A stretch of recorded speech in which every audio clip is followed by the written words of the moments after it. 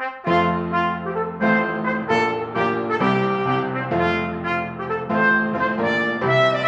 everybody. Thanks for joining us for Politically Incorrect Knitters. I'm Deplorable Knitter. I am joined by my fabulous sidekick, Ann Pinkava. Hello. And Ann, tell us about the giveaway.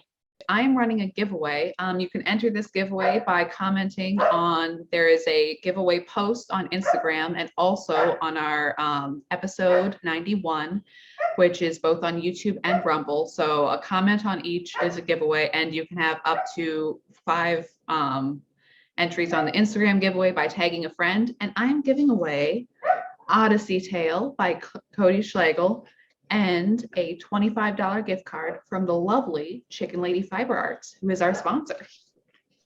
Yep, it's exciting stuff. She's got some great colors out right now. Some new greens for, Shamrock Day and all of that stuff happening. So Right. Make sure you enter to win.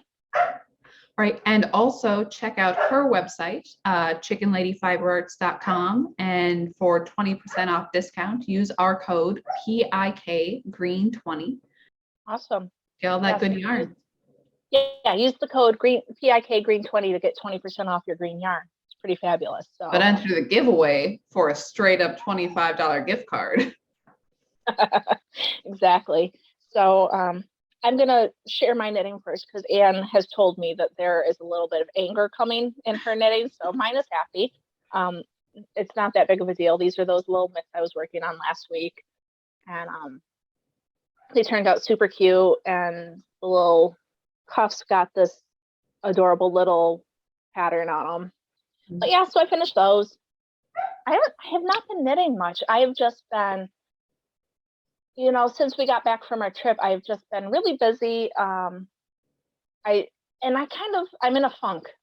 You get that sometime where you're kind of like, I want to make something, I don't know what it is, and you start stuff and take it out, and that's what I've been doing. My stepmom asked me if I could make a baby blanket for a shower she has to go to, and I've started like 17 different Afghans for her. Right. I think this is going to be the winner. So far, it's going to be a circle, obviously, and it's got these ridges on it. So every time I do a ridge, I'm changing colors. Sure. And you can't really tell, but this is like really, both colors are really pretty, and they've got some sparkles in them. And so they're kind of, one of my kids said that it looked old fashioned, and what they meant was it kind of has a vintage feel to it. So I was like, old fashioned. They were like, like it's from the older times. And I'm like, okay, I got you. So, all right. But it's pretty cute, and I'm happy with it. And I was doing something wrong with my increases, so I had to put it down for a minute, but I think I've got it now. So that's something I've been working on, and that's what I've got. I've been kind of boring here. I cannot tell you, dude, if I could show you guys how many things I started and stopped, you'd be amazed. But I don't have them anymore because I ripped them out. So right. That's all I got. No, I've been doing a bit of that too, because after the Canada beanie, which again, I will shill again, because beanie, beret, it's on Love Crafts and Etsy. Go find it. And there's a headband version. It's great. But anyway, so after that, I'm like, okay, I said Taiwan next. So I have all of my notes from when I did that sweater, and they're sitting on my end table, and I keep looking at them, and it's like, it's like I need more time to sort of shuffle it around in my brain before I bring it to hat version. So like I just keep it out there so I can see it, so I can keep thinking about it. But I'm like, I can't, just give me a second. Like I'm getting there. Yeah. But yeah, otherwise, and then the one Comfort Fade cardigan that I showed last week, I did sew in all the ends, which there's a lot of ends. So yeah, so it's nice. So, yeah, it's a semi-finished product now, but I have to cut in for the pockets. And so I think I know where the pockets are going to be, but it's how wide are they going to be? This, that. And I'm just like, and set this to the side just for a little bit longer. I'm almost there. Not right now. Okay. So my question is, does it have to have pockets? The friend I'm making it for wants pockets. Oh, okay. Yeah. I'm sorry, I was trying to help you out there, but I guess I can't, so. Oh, and I totally sympathize with wanting pockets on your sweater. But my other issue is that I'm trying to keep it fairly reversible. So the pockets won't be tacked in at all, right? You're just, I got you. that I'm cutting a hole in the fabric and then just like an envelope of a pocket. And then you can flip it the other way. That's actually pretty tricky. Right. I'm excited to see it. Yeah, but then I'm thinking about it and I'm like, but if the pocket sags, you're going to see the inside of the pocket, which is not necessarily a bad thing, but it's like there won't be any like nice edge on the outside. Like with, Yeah, I don't know what to tell you. yeah, with other sweaters, I've like knit up a little like ridge band on the top side of my pocket, just so there's like a clean edge. And again, that's a little bit covered.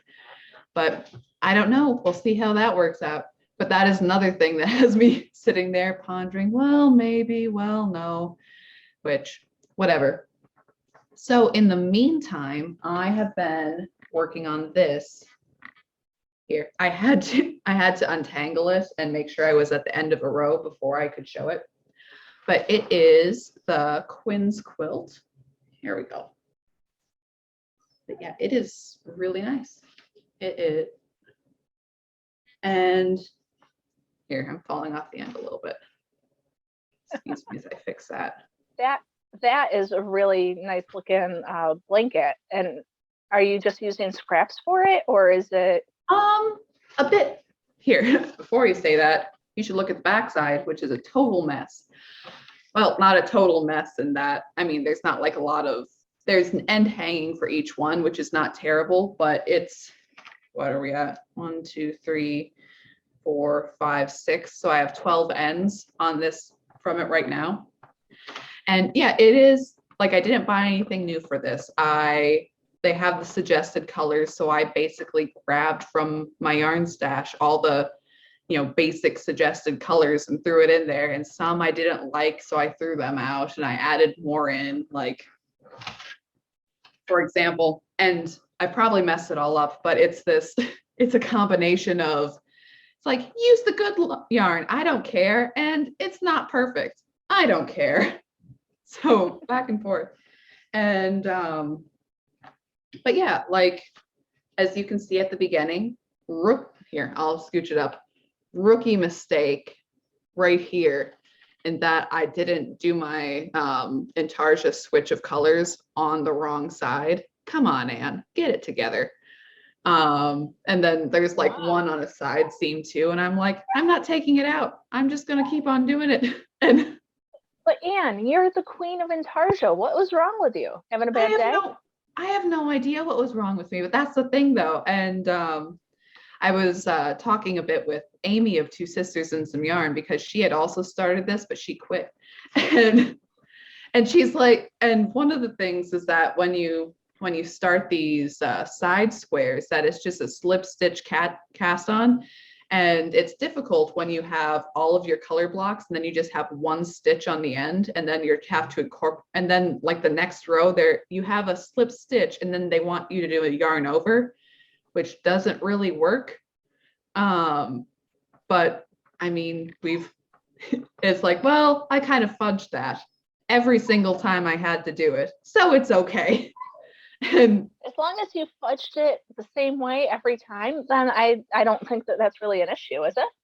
I don't think so. And after all, this edge, you're supposed to like add another knit section on there. So it's like everything here is going to be hidden in a seam. So that's all right, right? Yeah. But anyways, I think it's fantastic, except for the perpetual, like, for each of these little rows, I have to untangle all my yarn at least twice. So that's an issue. And then in the pattern, like, they'll ask for the same color twice in a row. And I'm like, I already wound this into a nice ball. And now I have to go to the ball winder and have 2 separate ends. And then the 2 separate ends are like all tangled in each other because they're in with everything else. And yeah, so lots of lots of stupid matching colors, and most of that's my fault, because if I had just sat down and bought the 10 skeins of yarn for the quilt, then it would have made sense. I'm like, nah, I'm not doing that. So, but yeah, and just like here, like in here, I added this random bit of mohair, and I was like, was that really wise? Like, it's okay. This yarn over here is weird and fuzzy too. I'll just add in a couple more weird and fuzzy yarns, and it'll be like a random patch in there. But yeah, anyways, for all of my complaining, I really enjoy it. And my biggest complaint is that at the end, this quilt is not going to be big enough. And why not? Well, because like the finished dimensions are here. This is the finished dimensions in DK, and mine is worsted, but the blanket size is 58 inches square. And I'm like, come on, you don't want That's not that big. Yeah. And yeah, so What is that, 5.5 feet? Yeah. I'm like, that's not a small blanket, but it's like if you're making a quilt, you want it to be a quilt. So yeah, so I'm sitting here and I'm trying to plot out how to make it bigger. And part of it, okay, this is a black and white photo, so you can't see all the different colors anyways, but all of the colors are plotted on where they're going to be on this. And I'm like, either I have to create my own chart, plot out where I'm going to put the colors, or I throw all of this out the window. And I was thinking, I think they're called the Battenberg quilts, where it's like a crocheted square and it's just your random yarn, but every other square is white. Okay. So it's just a checkerboard. And I'm like, well, you could do that. You could do a lot of things. You could make all of these squares kind of scrappy and they'll just sort of go together. So yeah, so I've been plotting out different ways to make it bigger, but that does not stop the fact that every single row is going to just be huge. That's interesting. So when you held it up, yes, I was like, wow, that's amazing. And my brain was going, maybe I can make one. And now that you've talked about it, my brain went, nope. Never gonna happen. No, I mean, it's yarn overs and knit two togethers and SSK and the rest of it. So it's not difficult. It's just fiddly, not super fiddly, because like I said, I've been enjoying it sitting down, and it takes, again, the majority is just plain knitting, which is what kind of attracted me to it, that I could just go. But, picking up yarn and putting it down and, bringing the yarn through and making sure it doesn't get too tangled and back and forth. So yeah, I like it. I think it's going to be really pretty at the end, but I'm also, for all of me saying that I like it, I'm kind of sitting down and plotting how to do it differently, which is not what you should do. You should just knit the pattern the way the pattern is. But I'm even going like, oh, but what if, you do triangular quarters into the square. I'm like, but consider, what if I did 1/8 of this pattern? If I reworked it, I'm like, stop it. I know, I should stop it, but I have a problem and I'll admit it. But anyway, so yeah, so I'm just kind of, plotting my own demise over here with this blanket pattern, when I have, again, I need to work on Taiwan. I have some other things. I wanted to put out a couple of like smaller intarsia patterns that, just like little charts for things, nothing big. But yeah, so that's what I've been working on. All that yeah, and since you brought it up, actually part of my problem lately with knitting has been that I have a chart that I've been working on for a while, and I mean for it to be a pattern. It's a semi truck, and like where the container would be on the back, it says freedom. Mm-hmm. And then there's another chart that says truck, yeah. And I just, every time I pick up a color to do it, it's not the right color. And I'm over it, but I want to put it out because I know that people would enjoy it, but I don't know what to do. It's one of those deals. So I don't know. Right. But yeah, that's part of what I haven't been able to light on anything, because I have that going in my head and I feel like I should do it, but I don't, something's not right and I don't know what it is, and that's the thing. So anyway, sorry. No, I totally do that too, where it's like, yeah, it's almost there. It's just, I don't Not know. right. Something's not right. I got to figure it out, and I don't know why. And I think the first time, the only thing that was wrong with it is that the yarn that I used for the chart was fuzzy. And so it didn't have great stitch definition. So it's kind of like you Oh, can tell yeah. what it is, but it's a little, and so all I have to do is get one with better stitch definition. But have I done it? No, I have not. I have, because the best yarns I have for are probably one of my red, white, or blue ones. And I just don't want to knit another red, white, and blue hat. I know they're my thing, but I probably should just do it that way and call it a day. You know that? That's what I'm going to do. Anyway. No, totally. And I like somebody in comment, I almost finished the Comfort Fade cardigan. It's like, oh, are you going to knit one for yourself? And I'm like, not now. Unfortunately, it's like I still have that big cabled sweater that I started. I have to finish spinning end ply yarn, and I'm hoping I have enough for this. That is still where I'm at in that sweater. And then I just got some lovely potions yarn to make a sweater for myself. Like, I know I have this pattern printed. It's somewhere. I still have to find it. But it's like I have 2 more sweaters to go, and again, new hat and this and that and the other thing. And I'm like, I don't know. That's why just sitting and knitting garter stitch on a blanket, and that's all I have to do. That's all I have to think about. I have to figure out the puzzle of this pattern, and I don't have to worry. Is very appealing. I'm not planning on knitting this weekend. I might work on that blanket that I showed you guys, but actually what I want to do this weekend is read this book. It's called Ship Ablaze. Sorry, my light's bouncing off of it. It's about the General Slocum. It sunk in one of the rivers outside of New York in the early 1900s, and one of my grandma's aunt was on it. Okay. And so my dad read it, and he's like, this is such a good book. And my library didn't have it, so he got it out of his library for me. And so this is what I'm hoping to do this weekend, honestly. I hope it's good. It's not going to be woke because it was written before the whole woke thing was a thing. Well, that's not impossible, but probably not. Well, it's talking about the people who drowned on a boat. I'm pretty sure that there's not a whole bunch of agenda. And that could be. Not saying that there isn't, but I doubt it. So non-woke book, I'm hoping. And if you want to read one that's not woke, it's the one that Anne's giving away, which is Odyssey Tale by Cody Schlegel. It's a great story of daring and adventure and all kinds of fun stuff. So that is true. And this is a pretty quality hardcover too. So that's nice. I know.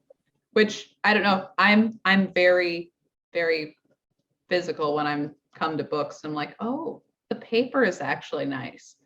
Like I was kind of because when you get a book, sometimes from an independent seller, you're like, yeah, but the font's wacky. I'm like, oh no, wait. Oh, you can't even see it. It's going to make all sorts of cracking noises when I open it. But like the font is nice and it's well spaced and it's not super crazy, which I mean, read it for the actual matter of the book also, but also it's a nice feeling book. You're so funny because I almost work exclusively in audiobooks. And then when I got the book for the giveaway, I bought a paperback. I didn't even think about, quality of book cover binding because I very rarely read solid books anymore. I just don't have the time, and so I listen to them while I'm doing things because I don't have the time. And I also am that person who my family will be like asking for dinner, and I'll be like, all right, I'll get it in a minute, and then 2 hours have passed because I will not put the book down. So that's a lot of my reason why I listen to them instead of actually sitting and reading. So that's just me. But no, it's totally true. And I mean, that's something that I do too, that I'll listen to different books. And I feel like, that in my mind, it's like I want to make this a goal moving forward to actually sit and focus on one thing, even if it's just for a little bit. But I don't have as many people pestering me as you do. So, Yeah, I got them kids. All three of That's them. right. You know, I got the big one and I got the two little ones. What are you gonna do? There you go. But anyways, to the news. Ugh. Do we have to? I think we do. Come on, it's been like a nice 20 minutes. We could just call it a day. So, since you're not going to let me get away without talking about politics, where do you want to go? Well, just to start where we ended last time, I mean, we kind of briefly mentioned it on the way out with, the protesters being broken up in New Zealand, and then in Canada that with the Freedom Convoy being broken up. There are some people back in Ottawa, but it's a very limited thing. And it's interesting, I mean, not going there yet, but how sort of the war in Ukraine has split the focus slightly. That like everyone was talking about the Freedom Trucker Convoy, and they were being blamed for supply chain things, which is hilarious because but that like Tamara Litch was one of the leaders of the Freedom Convoy, and specifically one of the people who was like receiving money. And she was recently, they had her without bail, but they released her now. But at the same time, she hasn't officially been charged. So that's still an oncoming thing. And of course, she can't fly anywhere. And even if there was an order against her doing it, she can't leave the country because she's unvaccinated still. That is still a rule in Canada, which of course doesn't just apply to her. It applies to any Canadian who has not undergone a specific medical procedure. So that's messed up for one. But I was thinking about it this morning, and it's kind of disturbing how we went from the COVID all the time narrative to nobody has said a freaking thing about it.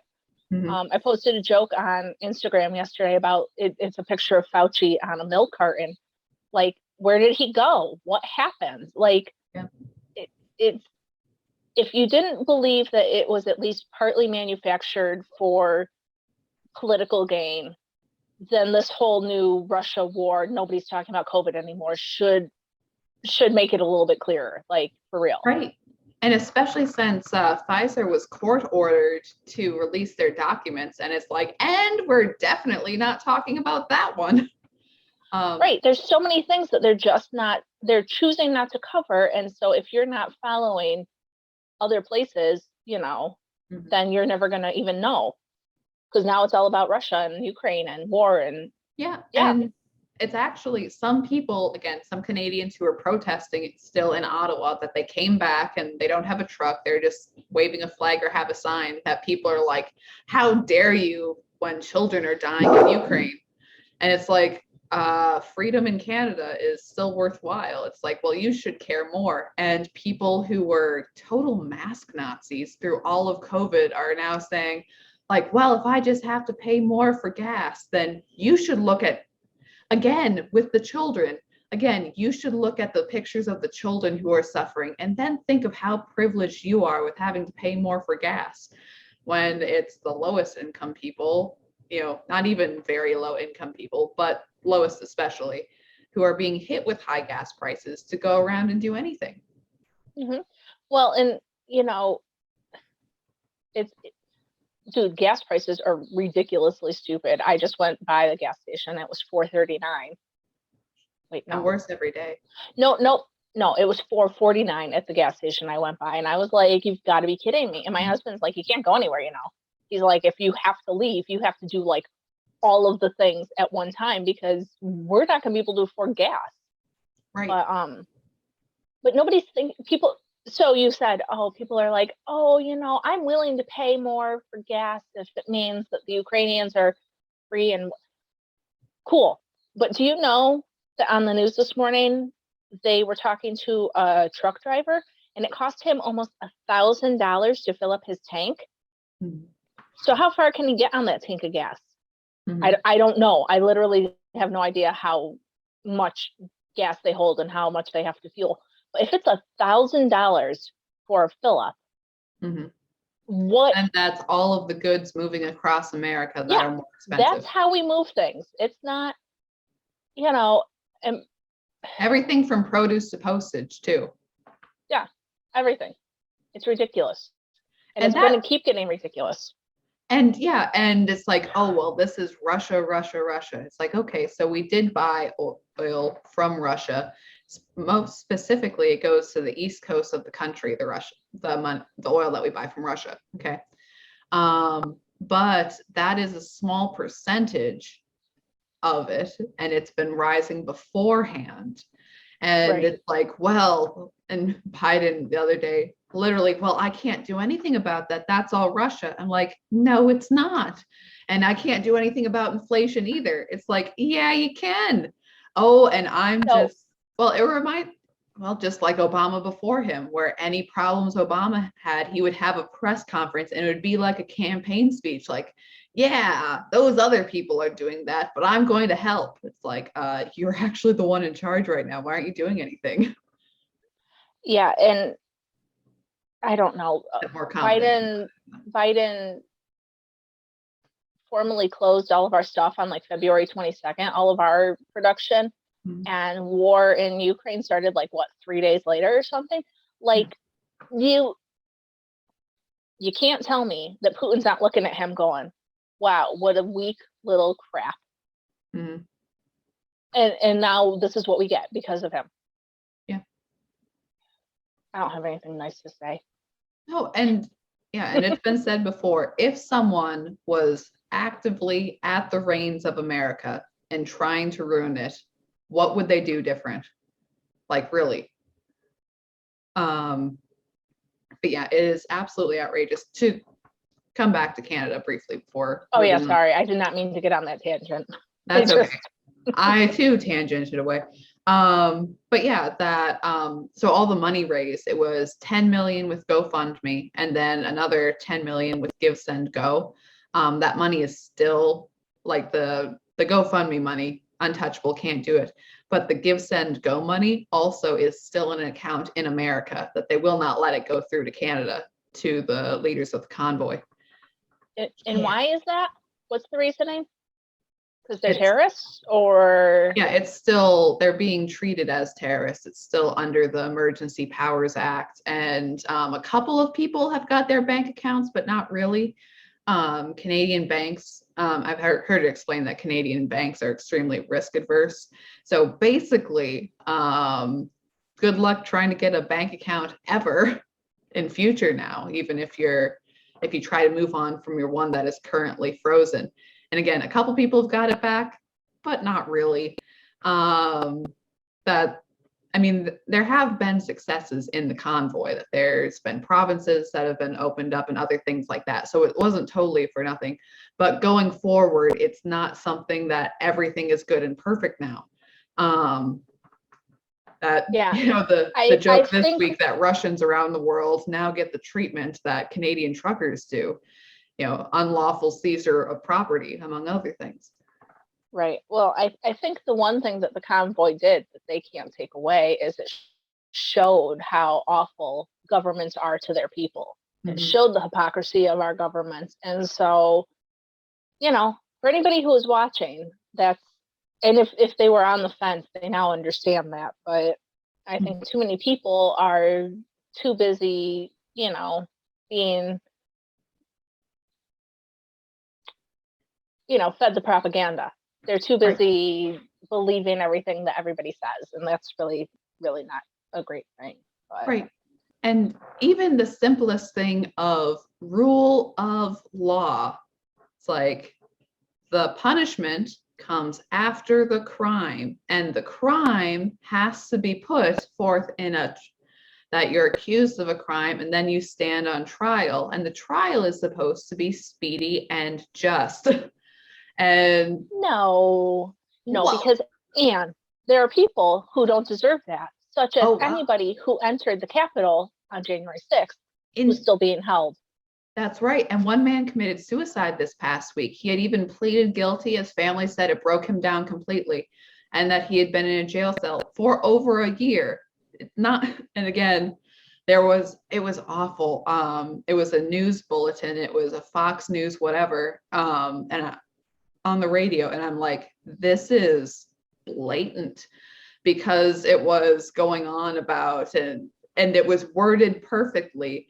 So first January 6th rioter who was guilty on all charges. And I'm like, for insurrection or starting a fire. And I'm like, hang on, because that's not how it went down. Guilty of all charges. Nobody was charged with insurrection. Nobody.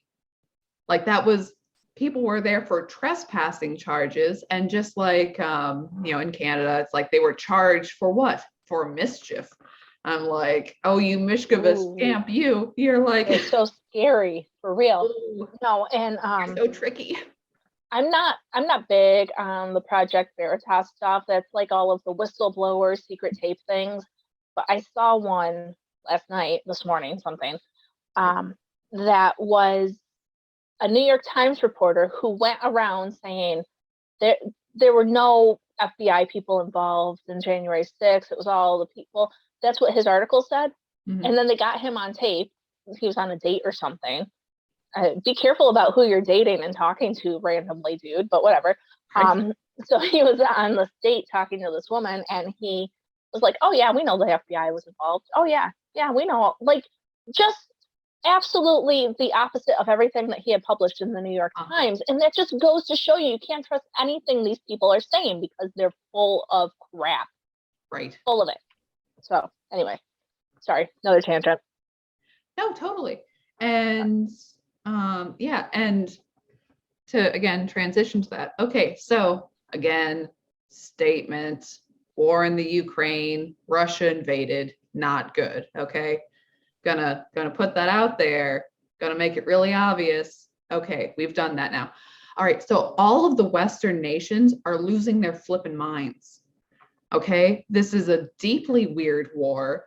It's not conducted like regular warfare, not in a from Russia and Ukraine, their own fighting. Okay, it's not as if what they're doing doesn't make sense, but it's not normal the way that this is being conducted. Okay, there's the way that there's some bombings back and forth. And again, there's a lot of, it's difficult to know really what's going on from either side. But yeah, like I saw that the Russian convoy that was advancing into Ukraine got to like a certain point, and they haven't moved since they got there. Mm-hmm. Whereas normally they would continue to advance and take ground and stuff, and they're just chilling. So I don't know what that's about. Yeah, it's weird. And the Russians can't take Kiev, but they're taking sort of the southern region more, closer to the Mediterranean Sea. And that's all going on. And some people are like, hospitals are bombs. And some people are like, but they had taken out all the people of the hospital, and this one division was there. So it's not, and again, that's not to credit, that's just words flying around. Okay. Mm-hmm. But the response from Western nations, that there is, it's like, oh, well, these are awful Russian oligarchs. And they're so awful Russian oligarchs that in England, they're taking away mansions and football clubs. And again, I'm not saying these people are nice. What I'm saying is that you are unlawfully seizing people's property who have not committed a crime. Their crime was that they are Russian. Right. Which isn't a crime. Yeah, and if you take away the war part, mm-hmm. and you said, hey, they're taking it away because they're conservatives, or it's okay. Russian people in general may be fine. Mm-hmm. They may not want this war. Taking their stuff because there's a war is kind of crazy. Right. And I'm not saying the Russians are doing what's right. Like we've said before, I don't know enough about this stuff. I feel confused about a lot of what's going on right now. Like, let's be clear. That is not something that these nations would have done during the Cold War, because there would have been people in England and America saying, well, you can't do that. Well, you can't, You know, Yeah. these people have And rights in our nation that they're lawful property owners. Why are you doing that? And they're taking away yachts in France. And there is a Russian theater in Canada that they threw blue and yellow paint over because they really like to do that in Canada. I don't get that, but they love throwing paint up there. But yeah, and there is a opera singer in London who is Russian, and they fired her for she didn't openly denounce Putin, so they fired her. They've stopped playing Tchaikovsky in Wales. Like, how stupid is that? How is that in any relation whatsoever to what's going on? see now, yeah, the not playing Tchaikovsky and firing the woman, that's all crazy. Stealing things from people who happen to be Russian is crazy. Right. On the flip side, though, I am not like against people who maybe usually buy Russian vodka being like, hey, I'm not going to support that. I'm going to buy this other brand. Mm-hmm. Like, I'm a fan of that kind of thing because yeah, if you feel you don't want to support Russian, yeah, yes, as free people, yeah. we can choose what we're going to support, and I'm cool with that. I'm cool with, like, you know, I don't want to do whatever with this Russian product. Great. Right. Your prerogative. Have fun. Right. And I don't know, this was a little while ago, but Eric Swalwell, who is still on the House Security Committee, says that we should throw all Russian students out of America. And I'm like, yeah, because all of these cute blonde co-eds keep knocking on your door at night, asking you odd questions about work over a glass of wine. Like, come on, it's Eric Swalwell. He's an easy mark. Everything is really weird, though. Mm-hmm. I will give you that. Yeah. I don't know. It's a weird swing of justification. And again, that even during the Cold War, you would have had people saying that Reagan and Thatcher were the crazy ones who just want to get us into nuclear war. Okay. Mm-hmm. And the liberals would be screaming that you shouldn't try to have any show of force whatsoever because you just want us killed. Okay. And there was Russian communist sympathy in America more than both in a bad way, but also in a, you can't just say that these people are horrible way. So again, that's very weird that it's an instant snap decision of everything with Russian in the name is terrible. And even when, like, Anastasia was taken off Disney Plus. Yeah. Who does that? They didn't take off Black Widow, let me tell you. And it's like, what are they going to do next? I'm like, I'm sorry, Sleeping Beauty, it may be an all-American production, but again, that Tchaikovsky in there, you know, whispering Putin sympathies into your children's ears. What is this? So, and again, that doesn't say lack of sympathy for the Ukraine at all. It's just that there is no level of logic. There's no level of, hey, there's a lot of Russian people in Russia right now who don't want this war. Hey, there's Russians flooding the Finnish border who are thinking that this is going to be a bad war. I should get out, like refugees from Russia.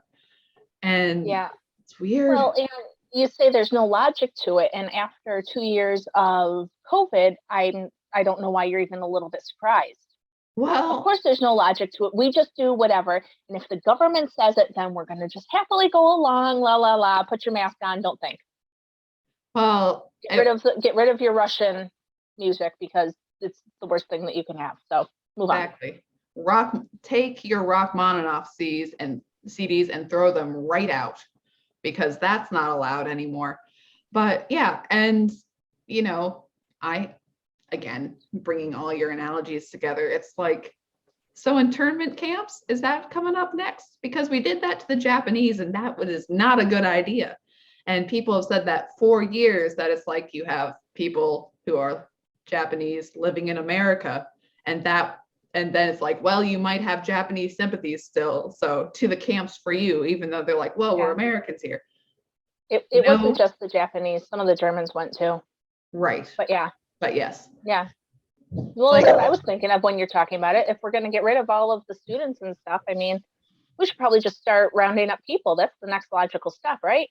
Yeah, well, we'll put them in the camps next to the unvaccinated because that's what is becoming acceptable in our country. So right, but that's the thing, though. And again, hope it never happens or comes to that or anything, but there is historical precedent on it, and hysterical people do stupid things.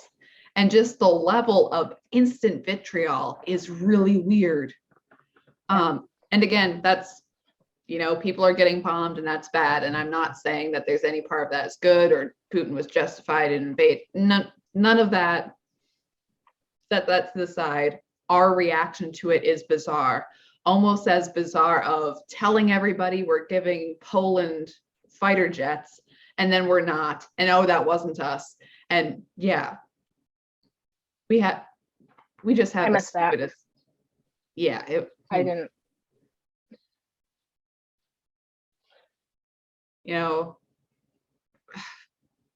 It's bad. Anyways, but you said a little bit before about certain unsubstantiated but very substantiated labs in the Ukraine. Yeah, no, there's nothing unsubstantiated about it. And I don't think my cousin watches, but Joe, if you're watching, thanks for doing all the research, because I'm just going to read off of your Facebook post about it. So thanks. But there is, okay, in August of 2005, there was an article in the Washington Post that said U.S. to aid Ukraine in countering bioweapons. And in the article, it talks about several things. And Senator Richard Lugar and Barack Obama were visiting the Ukrainian capital, and they were working to get these labs set up. And so that was in 2005. And then in 2010, BioLab opens in Ukraine. And it's a level 3 biosafety lab, will be used to study anthrax, tularemia, and Q fever, as well as other dangerous pathogens. And that was, led by that Lugar guy and Barack Obama. And then, and then from 2 days ago, its deleted web pages show Obama led an effort to build a Ukraine-based biolab handling especially dangerous pathogens. And a couple days ago, there was a Senate inquiry, and a woman who works in Ukraine was talking about how very concerned she was about these labs that are in the Ukraine, which, if you've been watching the news, they have been denying that exist. Oh yeah, Blinken has been up like, no labs, no, nothing. Yeah, there's no labs, and it just keeps going and going and going. Conspiracy. And so come to find out, there's labs if you do your research, like my cousin did. Yeah, there's a lot of articles about it. And not only that, but some people have been referencing that America did an agreement with Ukraine, saying that, hey, if things happen, you give up your nukes, we'll protect you, everything will be great. Part of that was bio research, kind of slipped into the sort of bottom of that agreement. Yeah, and so they're doing this bio research stuff. And what kind of thing is it? And why, when we were getting rid of our embassies and whatever, why weren't these buttoned up? Mm-hmm. The woman that was in the hearing about it was very concerned about this getting into Russian hands, them getting research notes. And so what kind of bio nonsense is going on? And so surely, and again, not a scientist, but surely if you handle dangerous materials, there is some way to destroy the dangerous materials, and hopefully quickly, should anything go awry. Correct. I mean, you would think if the Russians were coming, you'd be like, push the building in and, set fire to the place, or if that can be done safely with biohazards. But yes, that sort of idea. Like you said, there's got to be a way to discard these things. But I would have thought that if you were running such a lab, you might have thought about that at some point. Correct. And also, it's this funny narrative that we've heard before. It's very similar to COVID. Oh, there's nothing. Oh, it came from a lab. Oh, it came from some US funded research in that lab. And now, No, there's no bio labs in Ukraine. You guys are crazy. We'll just take down the links to the pages. People will never know. Yeah. And now all of a sudden, And oh, then hey, if there's anybody, labs. yeah. And then if someone isn't paying attention, they're just living their life, having a grand old time, and their friend says, no, US funded biolabs. They're like, you must be one of those crazy people. I've heard of you. And you're like, US funded biolabs. Yeah. You must be one of them Q people, aren't you? So yeah, so now not just is Russia invading Ukraine, Russia is invading Ukraine, and now we know that there's bioweapons that could possibly be used in biological warfare. Mm-hmm. And so the plot thickens. And I don't even, like, what are we gonna do? Though with Biden in charge, what's gonna happen? Nothing, because he's so weak and sad. And then if it gets out in Ukraine, what's going to happen to Ukraine? Oh, and then what's going to happen around the world? Because look at what happened with COVID. Like, do you feel like you're in the Twilight Zone ever? Yeah, but, well, it's, right now gas prices are going up and it's like, ooh, golly, here comes the massive inflation, and let's all pray it's not the crash of the dollar, but that is awfully, it's looking like it's going to go that way. I hope it isn't, but it's looking. Yeah, and it's like, oh, well, suddenly we're worried about nuclear war, which we haven't for a long time. Yeah, awesome. Yeah. Well, I don't know. I got nothing. Once again, I got nothing. Anne and I don't know what to do about Russia or Ukraine or biolabs. Right. That's not our niche. We just report the news, people. But there is a little bit of nonsense. I use the word nonsense too much. I need to think of something else. Pretty much because I try not to swear for all you guys. I try to keep this family friendly. Okay, so there's a bit of malarkey going on in the knitting community. So our buddy Gary, who really, really loves me and Anne. So I sometimes wonder if he actually watches, because from what little I hear from Gary, it's sort of like a friend of a friend. I'm like, Gary, if you are watching, please, you say that we're not great people. I would like some read receipts. I'd like some like screen caps or like timestamps on a video. Yeah, let's talk. That's cool. Or come on, talk to us. Yeah, we're open-minded people. But Gary's all up in arms this week, and he had to cancel his Disney Plus membership because oh gosh, I totally forgot that we were going to talk about this bill. Disney gives money to Florida people who have supported the Don't Say Gay bill. Right. And that they plan to continue to. And so therefore now the left is really against Disney, which is funny because the right is also against Disney. And I should be against Disney, but I have 2 kids. So I okay, you can always rest contented knowing that Walt would never have wanted it this way. Yeah. Never. But never. Yeah, so people are really up in arms about the Don't Say Gay bill. And I don't know a ton about it, but I do know that it is a bill that says that they are not going to talk to children in kindergarten through 3rd grade about sexuality. Right. And I don't know about other parents, but I have a kid that's about 3rd grade age, that's 9ish, and I don't feel like anybody needs to be talking about sexuality with them. They're still busy playing video games and pretend with their sibling. Right. And I'm not entirely certain Anne and I were on the phone yesterday and we were kind of talking about this. And, if a student comes to a teacher and has a concern and wants to talk to them, I think that the teachers should be available for a child to talk to. But really, I would love to know, like, what percentage of kindergarten through 3rd graders are questioning their sexuality for real. Not this left, like, dude, I maintain that if I listened to what my kids told me, I would have a cat. I would have 1 child and 1 cat, because one of them was a cat for a long time. And so, like, I want to know really, truly, what percentage of kids in this age range especially have even questioned it? I mean, when we were talking, I was telling Anne, I think my first boyfriend was at like 13. So, you know, if you feel like it needs to be talked about, why those ages? For real. Yeah.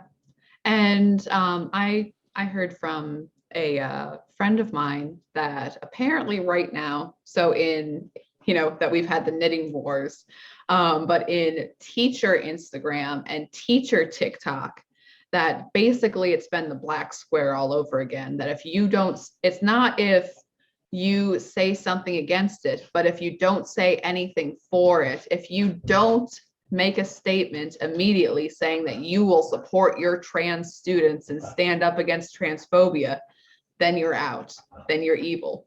And which is also interesting because, like my friend was telling me, a couple of the people are kindergarten teachers. It's like, I follow you for cute kids stories.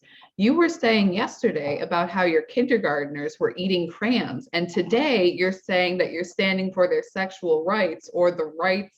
And again, like, I'm not sure if these people have read the bill, because the bill is no sex ed until after 3rd grade. Okay, it's a pretty simple bill. It's like, oh, well, you just want to take away all my transgender rights. It's like, there's nothing in saying that you don't have equal rights to anybody, buddy. I'm saying that you can't teach sex ed to a certain age because the kids are too young. Yeah. That's all it is. But if you don't, and again, just like with the black square, if you don't say something about it right now, and if you especially express concerns, especially about any sort of hormone therapy for kids, which sterilizes children and messes you up, okay?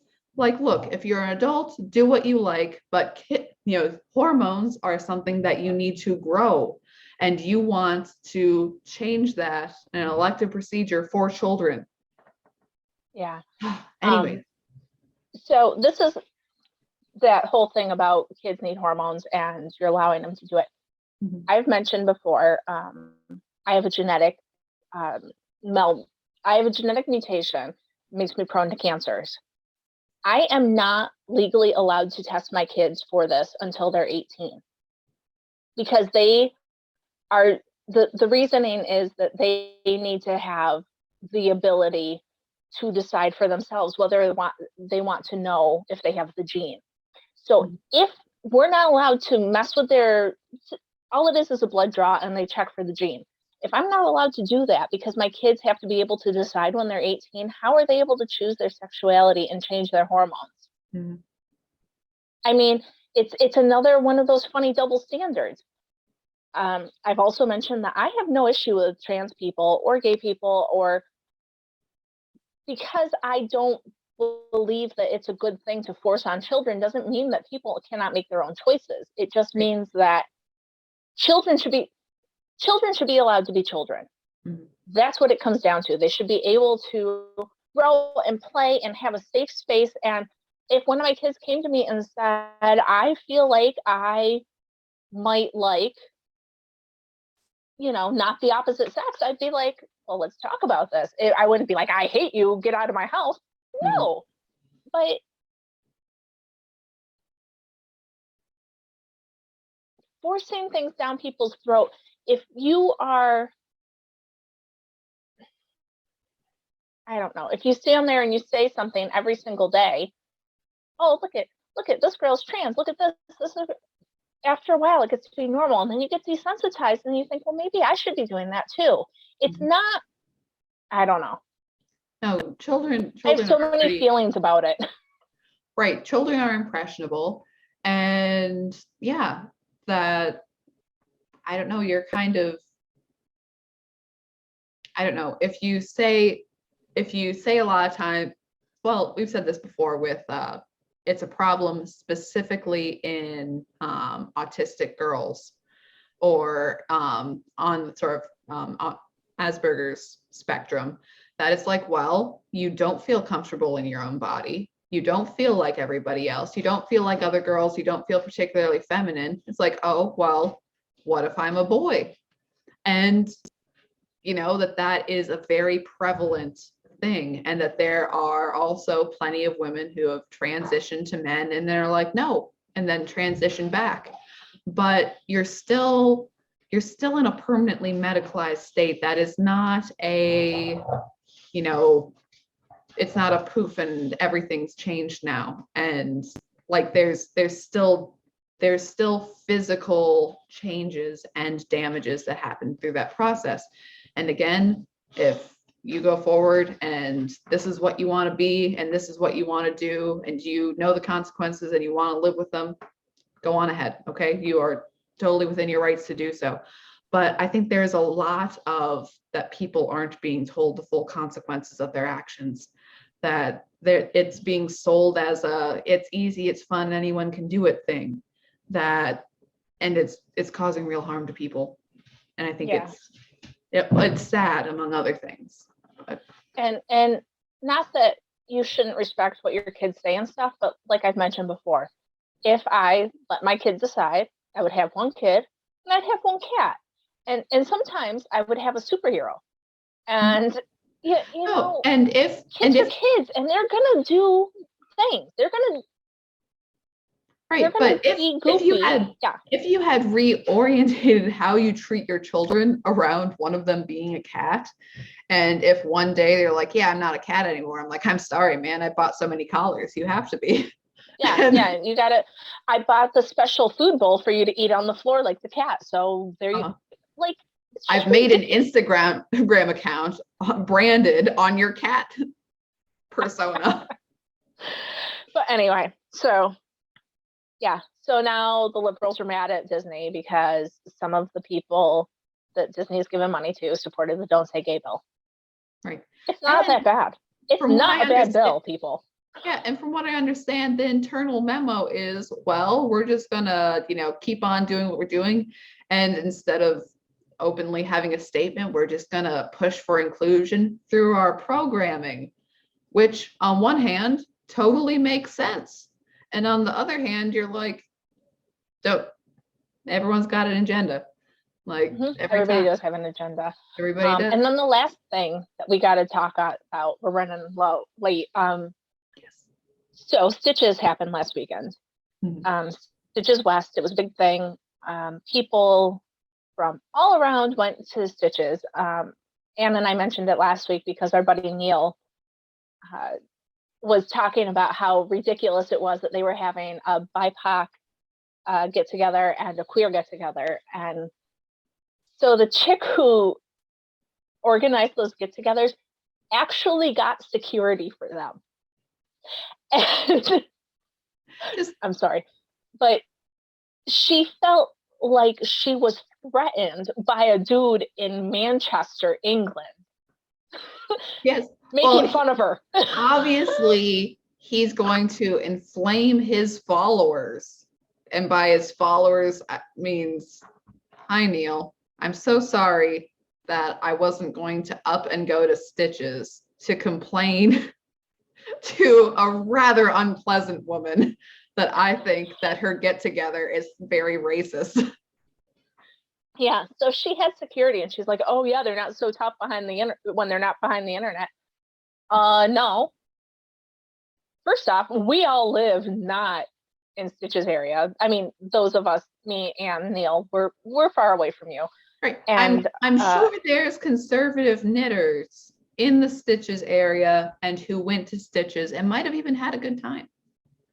Yeah. If you did, comment below. Yeah, tell us about it. Somebody asked us to do like a overview of Stitches. I don't know enough about it. I've never been to an event, so I can't. I also think that another thing with Stitches is that they had like a crazy vaccination policy too. So that's another reason that people probably didn't show up. Just saying. Yeah. But so, Yelly, we were never going to come do anything mean. We were just pointing out your giant hypocrisy. It had nothing to do with us coming or threatening anybody because, like we said earlier, we generally like everyone. Mm-hmm. And, until you prove me wrong, I have no issue with you.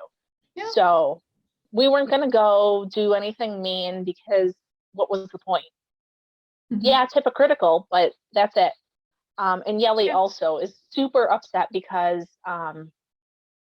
yesterday was International Women's Day, and J.K. Rowling posted something about how it was International We Who Must Not Be Named Today, which made me laugh really hard. And then people were all over her about her transphobia. And Yellie's mad at any designer, dyer, who still has Harry Potter colorways, because you should do better. Okay, so Harry Potter colorways. It's amazing the amount of people who have them and nobody complains. Some people are attacked, some are not. Some people have changed the colorway names not for any particular reason, but because Warner Brothers has a tendency to get a little iffy about that. They and Disney can get weird sometimes. But it's amazing. Just it's like, well, you better not have Harry Potter colorways. Or one lady, she wasn't even in the knitting world, she was in another crafting thing, saying that, you know, you have to divorce the author who is horrible from the stories we love and reclaim them with. I'm just like, look, y'all, you are ridiculous. Just look it in the face. You're yeah.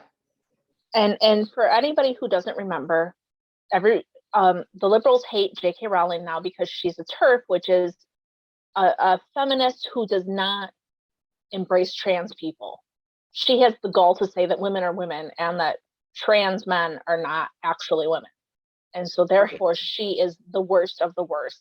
Heaven forbid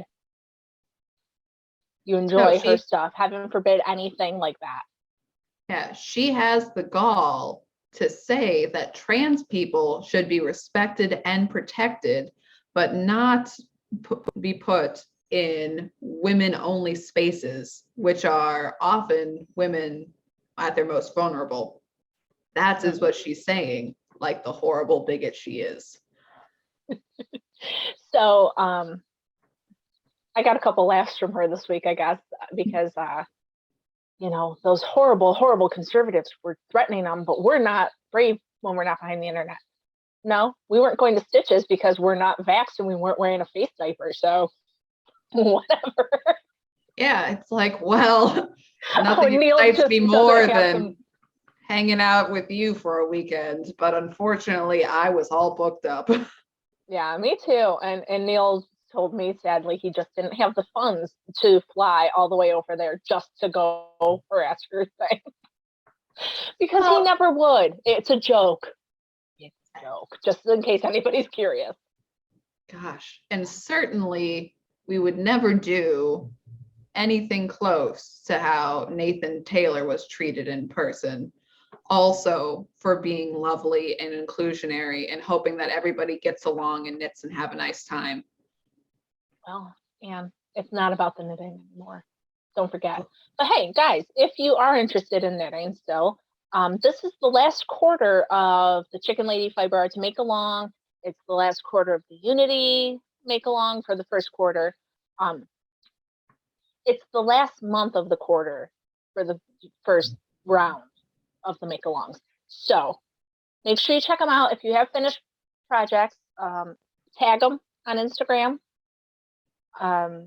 With Unity, I'll put the tags in the comments below because I don't remember them off the top of my head.